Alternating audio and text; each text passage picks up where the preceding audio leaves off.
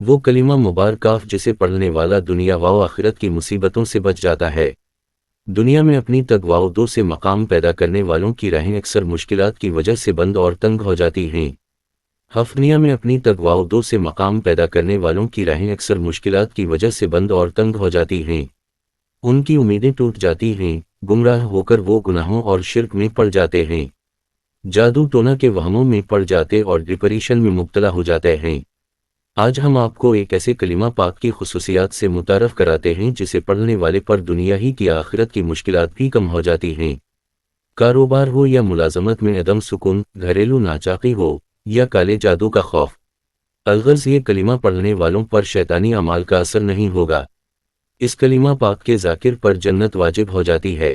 احادیث مبارکہ میں اس کلمہ کو جنت کا خزانہ قرار دیا گیا ہے۔ ظاہر ہے جو جنت کا خزانہ پا لیتا ہے اس کی روحانی طور پر قوت بڑھ جاتی ہے اور اس پر شیطان کی پیدا کردہ نحوستیں اور رکاوٹیں دور ہو جاتی اور اس پر اثر نہیں کرتی۔ جنت کے خزانہ کو طلب کرنا ہر مسلمان کا حق اور فرض ہے۔ اس خزانہ کی دعا کیوں کرنی چاہیے؟ اس بارے یہ حدیث مبارکہ ہی ہمارے لیے کافی ہے جس میں رسول اللہ نے حضرت ابو موسیٰ اشعری سے فرمایا تھا کہ میں تمہیں وہ کلمہ نہ بتا دوں جو جنت کا خزانہ ہے۔ حضرت ابو موسیٰ اشعری نے عرض کی، میرے ماں باپ آپ پر فدا، فرمائیے۔ رسول کریم نے فرمایا، تو پھر یہ کلمہ پڑھتے رہا کرو۔ لا حول ولا قوة الا بالله۔ ہم مسلمانوں کے لیے اس کلمہ کی نعمت کافی ہے۔